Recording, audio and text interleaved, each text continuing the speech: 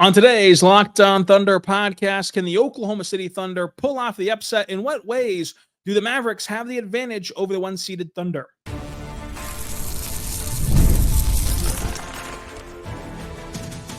You are Locked On Thunder, your daily Oklahoma City Thunder podcast, part of the Locked On Podcast Network, your team every day. Let's get it going on the Locked On Thunder podcast on the Locked On Podcast Network, your teams every day. I'm your host, Rylan Stiles, media member and beat writer for InsideTheThunder.com. On today's show, we're joined by Nick Angstadt, the Locked On Mavericks host, to talk about this Thunder Mavericks series, this time from the Mavericks perspective. What advantages do they have? How big of a loss is Maxi Kleber? And can the Thunder benefit from maybe some hot-headedness of Luka Doncic and Kyrie Irving? Who will win the battle of the bigs, and what are we underestimating about the Dallas Mavericks? All coming up on today's show as we crossover preview this series. And now we welcome in Nick Angstadt, host of Locked On Mavs, to discuss this epic second-round series. I think the best series on the board in the NBA playoffs, Thunder Mavericks. Nick, how you feeling as we get this series started soon? I'm feeling good, feeling nervous, but I'm excited that it's the real close team that I get to just drive up to these games instead of trying to travel all the way to somewhere. But yeah, I'm excited for these two teams, and I'm really excited for some of these matchups that we talked about in the first part of this. So yeah, let's talk about the Mavs side of it. This is part two. Check out part one already posted. Get ready to learn I-35, buddy. It's going to be a fast drive up and down for these games. But first of all, what's the temperature check for Mavericks fans as you close out the Clippers in 6? Like, what are the vibes? Oh, I wish I still had the vibes or immaculate drop from Jalen Brunson, but I retired it when Jalen Brunson left for the Knicks. But the vibes are close to immaculate. People love this team. They love what they see from this team.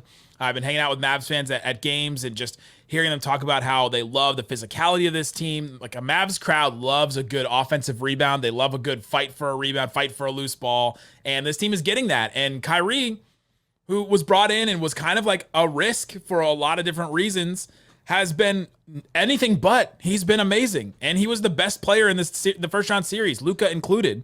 And it's been awesome to see at the beginning of the playoffs, we asked Luka, what's different about this time matching up against the Clippers compared to the first two times he matched up against the Clippers in the playoffs, and he goes, we have Kai now. And he could not have been any more right in that sense, because Kyrie showed up in big ways in that series. And having him, having Luka, having a defense now, having centers now, it's like all the things Mavs fans have wanted for such a long time. The three-point shooting has taken a hit for sure, but people are really, really excited about this team and excited to see what they could possibly do, because I think expectations were really low at the beginning of the season. The expectations certainly have changed, I think, for both sides compared to the start of the season, which we're going to dive into in a second. But among the celebration of the first round, you also lost Maxi Kleber for basically the entire postseason, at least for sure this series, it seems like, from all the verbiage that's being used by everybody involved.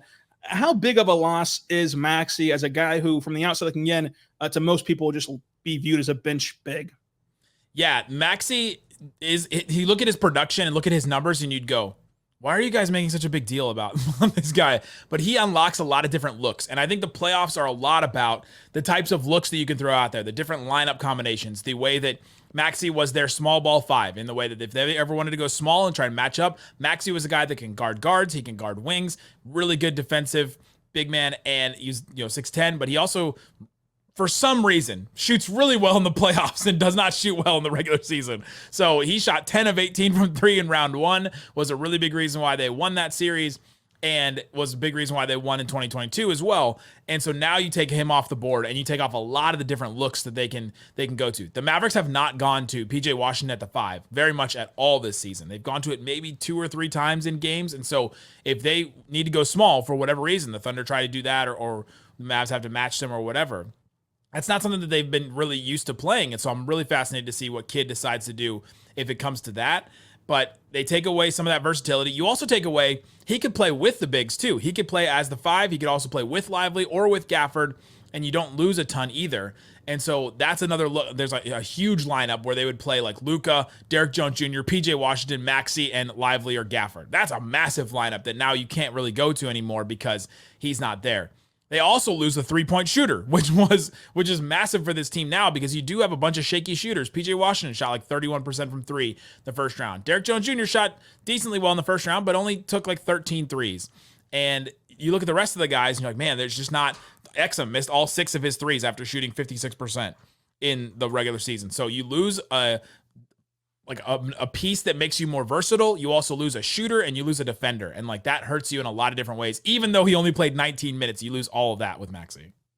Yeah, and I think that the playoffs, like you said, are about looks. I mean, even to the minute ability of, you go back a few years to Rick Carlisle putting Boban out there for a segment of a game playing zone, which started him 3 games. Started him 3 games, Rylan. I just need everyone to remember that. And that threw a wrench into things. And it really just was a little bit of a wrinkle that catches you off guard. And in a playoff series, in a sprint to 4 wins, any portion of minutes that you can win is a massive deal. And now there's a tool out of your toolbox that would have been more valuable, I think, against the Thunder versus almost any other matchup of playing Maxey at the 5. Yeah. Yeah, it would have been really nice to have him. It would have been, and I still go back to the play where he got hurt. Like, why did he take off from a foot inside the free throw line? Why did he jump? He could have just taken a Euro step around him. I mean, he's from Germany. Take the Euro step, Maxey. It was there for you, but he's out. He's not going to be in the series at all. And so Jason Kidd said next man up, which apparently means Markieff Morris, which I don't think it does. What I think it means for the Mavericks actually is that next man up is, all right, Exum, you have to be able to play. I think you have to be playable because you are the next kind of defender up. They need one more guy to defend on the perimeter. They need one more guy to fill in for offense and things like that. I think Exum will fill in some of those minutes. I think Josh Green maybe has to fill in some of those minutes. And then it's 48 minutes of the 2 centers. These guys, this is a matchup that I think will be good for both of them. This last matchup was not good for Gafford. Zubats hurt him really badly. The first 4 plays of the whole Mavs Clippers series, Zubats went right at Gafford and scored right over him 3 times in a row. That was so wide, eye-opening for Gafford and for all of us that had been watching him this season.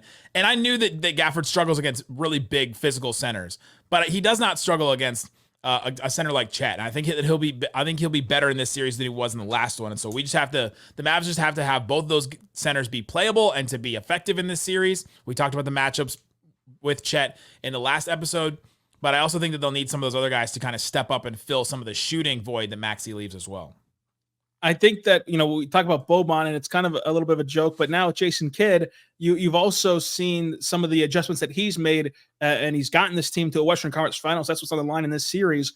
Is there a wrinkle that maybe has not been deployed yet for this team that you think could show its head in round 2? Yeah, the real small lineup of PJ, of Luka, Kyrie, PJ Washington at the 5, and then whoever else, Derrick Jones Jr., Exum, Josh Green, maybe Tim Hardaway, fill in the blank for whoever. We have just not seen those lineups very often at all. And so if they decide to go to that, it would be a brand new look that really the Mavs haven't really done that much, but then the Thunder wouldn't be ready for it either because they wouldn't know what to expect with it. And so that's a look that I think they could go to. This Thunder team has not really seen this version. They've seen this version of the Mavericks team once in February. And that was the one where the Mavs dominated. It was like an afternoon game where the Mavs just got a bunch of stops early, and Thunder were just missing a bunch of shots. And it was a real just one of those games. There was a ton of energy behind the Mavs because it was the first game that they played with Gafford and PJ, and so they've seen that version of the Mavericks. But Maxey started that game, if you remember, because Lively was out and Gafford and PJ weren't going to get the start just yet. And so yeah, I'm interested to see how that works between the two teams and if there's anything new in that sense. I think that that's a good call because I think that coaches oftentimes get baited into trying to play as small as the Thunder, which usually doesn't work. Usually, if you try to out small ball a Thunder team that's designed for small ball, it has detrimental results to the series. And you saw Willie Green go into that a little bit, and we'll see if Jason Kidd ends up that way as well. Staying on the rotations for just a quick second, what's the deal with Dante Exum, Nick? Is he going to get back in the rotation? X gonna give and X gonna take it away from you, apparently, because in the regular season, he was so good. He came back from EuroLeague. He had spent some time over there. He had become a good shooter. He had shot 40% in EuroLeague. It was a really good story. He came to the Mavericks. He's shooting 50% from 3. He literally won the Mavericks 4 games. If he does not exist on the Mavericks, they are 4 wins worse than they are right now, which is really a weird thing to say about a role player. But He hit like 5 threes against the Lakers in one game. He averaged 20 points a game when Kyrie was out for a stretch. I mean, he was just very, very good. He adds another ball handler. He added another shooter, and he added like a big guard defender. And in the Clippers series, it looked like he had never played basketball before. I mean, he looked like he was deer in the headlights in that sense. And so we're really hoping that he shook off some of the rust, shook off some of the nerves, and goes into this series and is more effective, because they're definitely going to need him. They're going to need that other ball handler. I don't think they'll get away with just Luka and Kyrie creating for themselves and creating for others, and that's it. I think they'll need one more guy to, like you said in the first episode, go off in order for the Mavs to win. And I don't think Exum's not going to fill it up, score 20 or whatever, but just that extra, like give him 10 points and like 3 or 4 assists, like something like that. That's what they need out of just one more guy, because they don't have another really ball handler other than that. Like Jaden Hardy has not really panned out as that kind of ball handler. Tim Hardaway Jr., if he plays, is not that guy at all to handle the ball. You do not want Tim Hardaway Jr. to handle the ball. That's a thing that we have learned. His dad, yes. Him, no. And so now with Exum, it was just a really weird thing to see Exum kind of shrink in that moment in the first round. How are the Mavericks different from the trade deadline? What are their biggest advantages, and what worries the Mavericks the most about this Thunder team all coming up? But first, Nick, let's talk about Monopoly Go, because they're awesome. And it gives you such a variety of ways to play Monopoly, which is the mobile hit twist on the classic Monopoly board game. We can team up and have time tournaments and work together to build out each other's boards. But what I like to do the most is go out there and just wreck my friends' boards, pulling off bank heists, bulldozing buildings. And while we can win together, it's also fun to see your city collapse at the expense of my mayorship. So go play Monopoly Go. It's a new, exciting way to play every single day with constantly changing tournaments and challenges, so it can always keep you engaged. I'm a level 1,000 on Monopoly Go. I feel like I'm blowing every Locked On host out of the water on Monopoly Go. So try their new timed events with ways to win big. I can help you out and get you where you need to go with the multiple ways of playing, either heads up with the leaderboard, climbing over each other, or in their timed tournaments. There's always a new fun way to discover playing Monopoly Go whenever you go there right now, to go download the game for free on the Google Play Store or the App Store. Game on with Monopoly Go. Also, want to say right now, but good friends over at FanDuel. FanDuel's fantastic this time of year because there's so much to bet on. Most importantly for us, the NBA playoffs, but also Major League Baseball's in full swing. The Stanley Cup playoffs are right here in the thick of things as the Stars play a Game 7 tonight. For Dallas, let's see if they can get past the pesky Golden Knights. But right now, new customers get $150 in bonus bets with the winning of a $5 bet. That's $150 to bet on the spreads, money lines, player props, and more when you visit FanDuel.com/lockedon. Make every playoff shot count at FanDuel.com/lockedon, America's #1 sports book. And this series is going to be a tightly contested one, we believe, and so do the sport books, because the Thunder at home for their first playoff game in the second round since 2016 are just 3.5-point favorites in the Paycom Center, which will sure to be a rocking, barking crowd. Place your bets at FanDuel.com/lockedon. We're back on the Locked On Thunder podcast and the Locked On Mavericks podcast with this crossover episode. What is this, a crossover episode, Nick? It's going to be fun to see how this series plays out. But right now, whenever you look at this series, before we dive into the ball being tipped off on game one, just your gut check of the biggest advantages that the Mavericks have over the Thunder. I'm fascinated to see who guards Kyrie and who sticks with Kyrie, because he is Reggie Atatula on my show. We've joked all year that Kyrie clocks in. He, at some point during the game, he will clock in. And then all of a sudden, like in game 6 against the Clippers, he had 2 points in the first half. Two points. And no one was concerned at all in any way. Like, no one was concerned about Kyrie at all. If your star has 2 points in the first half, normally you'd be like, man, this is terrible. This is awful. He can't buy a bucket. 2 points, finished with 30. Like, he goes off at some point during the game, and he just decides. I think he's playing his best basketball, and so I think that is an advantage, where if Lou Dort is tied up on Luka, then do you throw SGA on him and try and chase him around? Do you throw Jalen Williams on him? Who do you decide to? Do you let Casey Wallace just figure that out? I think that is a big advantage that the Mavericks have. It's just that Kyrie has been so good and can turn it on at any given moment. I've compared them. It was Zach Lowe was complaining about the Batman and Robin comparison is like all played out. I've compared Luka and Kyrie to Mr. Fantastic and the Human Torch. Kyrie is the Human Torch. He can flame on whenever he wants, turn it on. Luka is Mr. Fantastic because he can give you literally anything that you need in a game. You need a bunch of assists, he can give you that. If you need post-ups, if you need mid-range, he can do that. And so I think that Kyrie is a massive advantage in this series. I think that with this series, it's going to fall a lot defensively on Lu Dort and Jalen Williams. Those two guys, I think, will be tasked with defending Luka and Kyrie, but also rookie Casey Wallace will have to get the job done. We've seen Wiggins get thrown at those two guys as well. So the Thunder do have a complement of lengthy defenders who can hold their own the best you can. You're never going to stop either one of those guys. You just hope that you can provide a speed bump to their offensive road. But Shai's also been locked in defensively. It's a guy that's chicken or the egg of like how often do you want to use him defensively on Luka and Kyrie when it's not the waning moments because you're going to demand so much of him offensively. But in those tight moments down the stretch of games, he can certainly get the job done, especially with how good he is, just playing the passing lanes and blocking shots from behind. But I would imagine that the majority of this contest and the majority of this series will be Luka getting defended by Lou and J-Dub defending Kyrie. Yeah, the star matchups. And I'm sure we'll see a lot of switches. I mean, we saw that in the Clippers series. Luka guarded James Harden a ton. He had to. He guarded Kawhi when he was playing. Kyrie had to guard those guys too. I mean, we'll see that too, where they'll do that. And the Mavericks have more favorable matchups than the Thunder do when it comes to, all right, we got to switch somebody on him. All right, if the Mavs want to switch somebody onto Luka and Kyrie, it's probably Giddey or Chet, and that's not as good for the Mavericks as, all right, well, let's put Luka or Kyrie on one of the stars if you're the Thunder. And so I'm really interested to see how that works out. But yeah, Kyrie is a big advantage. I do think that the center matchup is an advantage for the Mavericks because you got two guys versus the Thunder's one, and you're not going to play Chet 48 minutes. And so there will be times when there's like a non-Chet center where there will be Jalen Williams, the other one. Oh, I hate that he's the other one.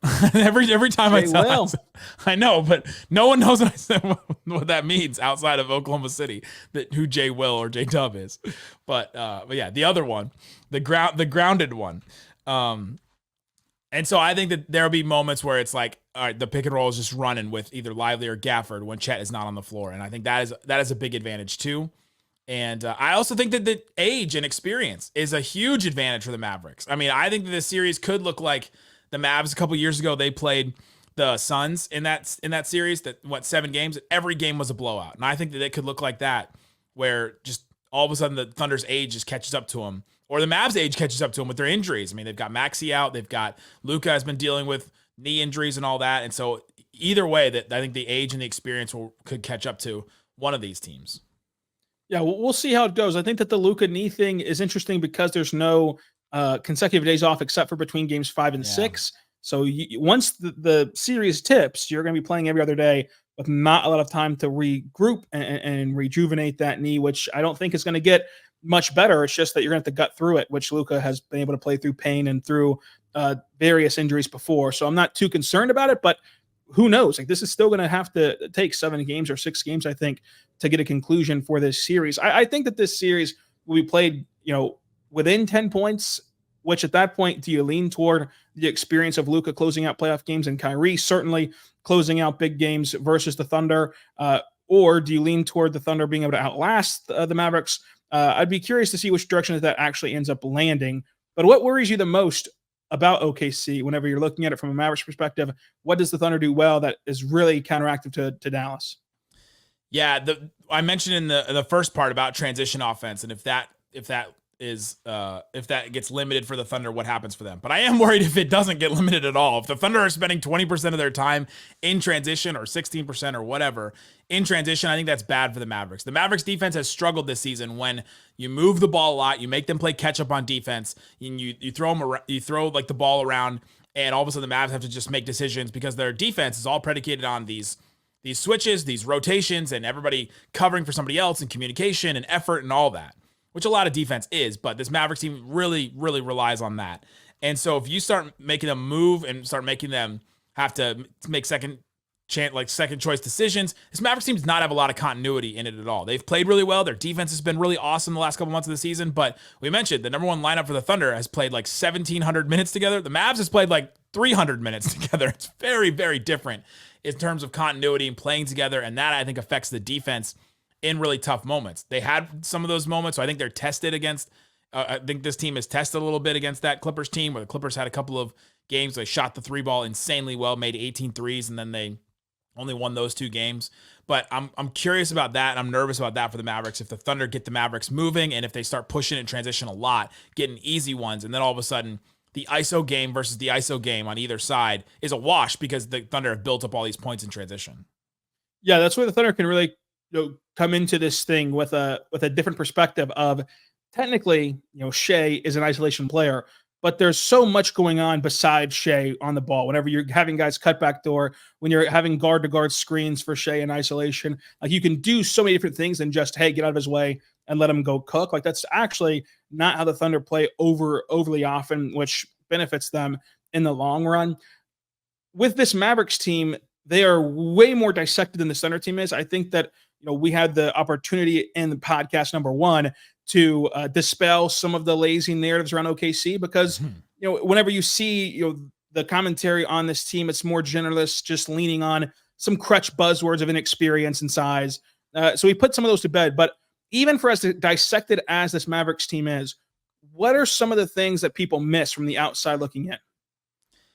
Yeah, I think they miss the defense, how good the defense has been. This is a real playoff defense.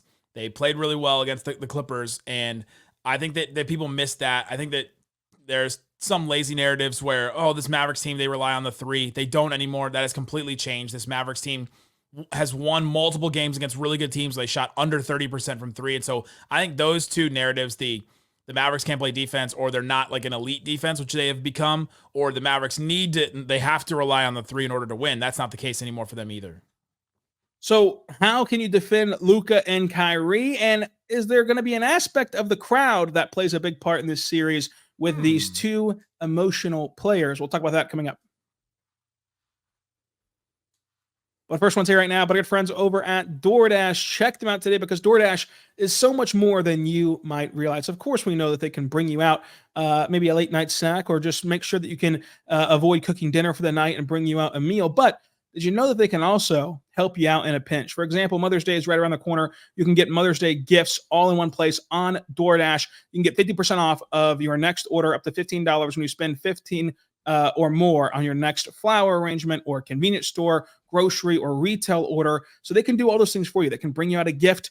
They can help you in a pinch. Maybe, Nick, you forgot that Mother's Day is next week, and you get huddled up at her house with all of your family members, and you realize, oh crap, forgot a gift. You hop on DoorDash, order a gift. It gets dropped off at the house, and you can just go, well, the mailman came through. I thought it was going to be a delayed package. I knew this all along. This was my plan, to have your gift mailed to you. And here it is, right on cue. They can help you out in a pinch at DoorDash. Go there right now. Use code LOCKEDONNBA. That's LOCKEDONNBA. With DoorDash, terms and conditions, of course, apply to get 50% off your next order, up to $15 when you spend 15 or more on your next trip. We're back on the Lockdown Thunder podcast and the Lockdown Mavericks podcast, crossing over to preview this series. Nick, how do you defend Luka and Kyrie? There is no perfect answer, but we've seen various Hall of Fame scores have certain kryptonites about them. Is there anything you can do to slow down these 2 guys? Yeah, against Luka, you play really physical, especially with his knee right now. I mean, it's just it's the classic Jordan rules thing, where you just play real physical with him, get him frustrated that he's not getting the body fouls that he always wants. Lu Dort is a very physical player. Very, and that's why Lu Dort has been very good against Luka in his career, and Luka has been very complimentary of him. But I think that Luka spends the first 5 minutes of every game trying to see if the referee crew is going to give him the body foul, where he drives in and there's not necessarily a foul there, but he bumps bodies with the defender, and then he throws up a shot, and he spends that time trying to figure that out. He's done less of that in the playoffs, but all that to say, he can get in his head still, and he can get in his head about the referees, and he can get in his head about physical play. Terrence Mann was really annoying to Luka, where he was just always constantly in his face and always constantly there and always like pushing and shoving and a little bit just like right in his grill. And I think that that's how you have to defend Luka. Other than that, you really can't. I mean, there's just really like not a lot of options. These stars have become so good in the NBA that you try, and he's seen every single coverage. You try doubles against him, you try hard traps, you try things like that, and the Mavs have figured out ways to not only just score in those, but also to get Luka back involved in those plays after they happen, because you can't trap and then you throw the ball to Derek Lively in the middle of the floor and he finds the right shooter, and then Luka, then all of a sudden the two guys that are on Luka have to go recover to a shooter. Then Luka gets one-on-one coverage if you get the ball back to him. So there's just ways that you can get him back involved. For Kyrie, it's harder because, man, it's kind of on him. Like when he decides, I mentioned the Human Torch thing. It's on him when he decides when he wants to start scoring. He can float through games too, where if you have just a defender stick with him and there are better shots somewhere else, he'll go with those and allow his teammates to try and like take over for a little bit. But at some point, like, he's inevitable. It just happens where he'll like throw insane dribble moves at you and just start getting his shot whenever he wants. He's playing at such a high level right now, and so they're both inevitable at a certain point. But there are things that you can do against them. I think that the biggest thing for Luka, defending him, would be just having Lou be very physical. And then for Kyrie, having a guy like J-Dub who has the size and length to make life tough on Kyrie, and understand for a young player like J-Dub, understand that like you can play picture perfect defense and Kyrie's going to hit the shot 8 times out of 10, 7 times out of 10, whatever it is. Don't let that dissuade you or get you out of your element when defending him, or get you too aggressive and bait you into fouls whenever he's going to hit very, very, very tough shots against absolute textbook defense. And I think that that's going to be a testament to the whole young Thunder team of not getting discouraged whenever these guys go off, because they will. You can play 100 possessions straight of hard-nosed defense, and they're going to score 30 points each. And just living with that, I think, would be a big deal for this team. That's the thing about youth and experience. When we talk about that, when we bring that up, it's like, have you been tested? Have you had moments where you had to come back? The Mavericks are down 31 points to the Clippers in one of the games, and they came back and took the lead with 2 minutes left. Now, they lost that game, but you still, like, that is a moment where this team came together. They had to fight through something. They had to fight through adversity. This team has fought through a ton of different injuries throughout the year. I mean, they didn't have any lineups that played over 100 minutes and like until like game like 70, basically. It was wild to see that. But this team has fought through some of that. So I think that could be a big difference, where if something starts going wrong for the Thunder, then how did they overcome that? We just haven't seen those things necessarily yet. And so I think that's something to really watch for when you talk about experience on both sides. We haven't seen it yet on the playoff stage. You know, the Thunder did, of course, suffer through a 30-0 Dallas run earlier this regular season and still won that game, which was brutal for the Mavericks. They've also came back in various other games, but just as a one-to-one example. Just Kyrie did not play in that game. I just want to. Kyrie did not play. I think that the regular season series for both sides is just meaningless, but they have seen half the rotation was out for the Mavs. It was Kyrie, Maxey Green, Exum, Tim Hardaway. It was like half of them. It was wild. Yeah, it was just the Luka show, and they were able to withstand tough Luka buckets for sure during that stretch. They definitely. But you've seen various times where the Thunder this year have mounted comebacks or have nearly blown something and then tightened back up.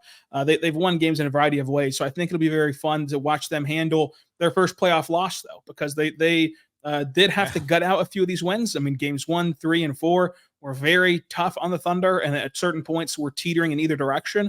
But they've never actually lost and had to sit with a playoff loss before.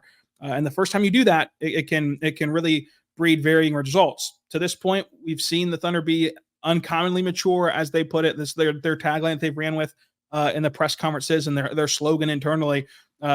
It's a different ballgame, though, being uncommon mature in the playoffs after a big loss. I want to get your temperature check on this. I look at Kyrie and Luka, and how much of this is still the true perception of, like, they've got a little bit of that Westbrook in them where you can almost bait them into being too emotional and playing out of sorts. Whereas we saw in that third game between these two teams where Kyrie's going back and forth with fans in the crowd in OKC, which that crowd was nothing compared to what you're going to see in the playoff crowd, as we saw for the 2 Pelicans games. Yeah. And then Luka, like you mentioned, you let Lu Dort get up under him and play physical and not get any calls. Does he get a T here and there? And in games that I think, from my side of things, I think will be played within 10 points, you give away a couple points, that can really dispel things and really hurt you in that aspect. And if you give a technical foul to Luka and then Shea, hooks him and gets 2 more fouls on him, it's a whole new ball game. So like how emotionally mature have those two guys been down the stretch of this season? Yeah, the Kyrie example, that's the only time we've seen that this entire year. Him getting distracted by fans or the crowd or something. And so, I don't know, whatever that guy said, say it again. I guess, like, if you want the advantage, because we have not seen that from Kyrie at all. He has been the, like, quietest, lead by example type guy this season that you just know, that maybe a lot of people didn't expect at all. Another thing on Luka with guarding him is get him in early foul trouble. I mean, you kind of mentioned that earlier, where if you can get Luka in early foul trouble, that really hurt him down the stretch, where they need his defense. They need him to not be a weak link in that defensive scheme.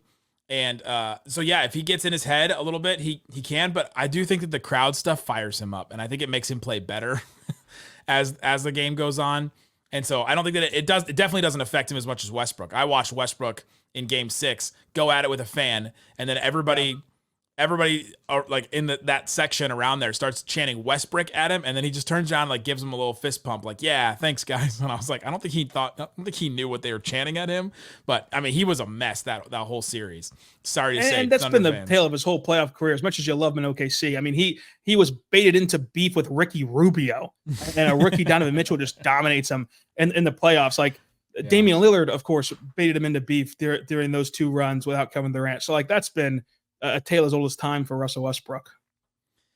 It'll be an interesting series. I'm interested to see how the Mavs shooting, I think, is a very big concern. That is something I am concerned about. The Thunder give up the most corner threes in the NBA in the regular season. It was like 12% of team shots against them were from corner threes. And so now all of a sudden you're relying on the PJ Washington, Derek Jones Jr., Dante Exum, Josh Green, and Luka and Kyrie sometimes, or Tim Hardaway if he plays. And that is a very tall order for those guys to hit some shots like that. But if they do, the Mavs may dominate this series. Honestly, like if the Mavericks get those kind of shots, because they just have not gotten them in a lot of these games down the stretch. You mentioned that Luka gets fired up by the crowd. How personally does he take matchups like a Shea matchup, where between game 1 and 2, the NBA will announce who finished 1, 2, and 3 in MVP, the award chase, which could have Luka 3rd or 2nd. I think that Jokic is probably going to win the award, but the battle between these 2 guys for 2 and 3, how personally does he take that sort of thing, or is it just Luka's awesome no matter what? Yeah, this is the MVP runner-up bowl, isn't it? It's like both of these guys are fighting for 2nd and 3rd. I think he'll take that. I think he'll take that personally, but I think he takes more the matchup thing personally. One of the things I've learned about Luka is a couple of years ago, we did our media day interviews, and it's me and Isaac, and we sit down with some of the players and we ask them these random questions. And we asked, what's something you learned about Luka? We asked it to Spencer Dinwiddie, and Dinwiddie goes, Luka will look at a matchup. They'll show him a matchup on paper, and analytics will go, you score like 1.5 points per 100 possessions against this player, and you score 0.8 points per 100 possessions against this player. So you want to attack the player A and not player B. And Luka will go, I am attacking player B. I will attack player B every single time. And we think that was Mike Conley and Rudy Gobert. I cannot confirm that, but it was right after the 2022 playoffs. So I think that it probably was. But that is what Luka will do. And Luka will look at the harder matchup. And with his knee stuff, it's been a little different. He hasn't had that same kind of, drive and fight that he normally has, because he's just not at the peak of his powers. But he does look at matchups that way. So he will attack those. He'll attack whoever's in front of him. Chet doesn't matter. Shea doesn't matter. Jalen Williams doesn't matter. The other Jalen Williams doesn't matter. Like, he will attack any of those matchups. But sometimes that can be used against him, where he'll attack Kawhi over and over again. You're like, okay, can we just attack Norman Powell instead of James Harden's doing a good job on you, attack somebody else. So yeah, that can be used against him for sure. We'll end this the same way we ended part 1. The Mavericks win this series if? The Mavs win this series if Luka and Kyrie outplay the Thunder's 2 stars, and the centers for the Mavericks outplay Chet Holmgren. The Mavericks lose this series if? The Mavs lose this series if they don't get any threes to fall, if Luka is not 100% with his injury, and if the centers get outplayed. Nick, this was awesome. Thanks for joining us to break down this series on all angles. Happy to have you in OKC this week, back in Dallas over the weekend. It'll be a lot of fun. Until next time, be good and be good to one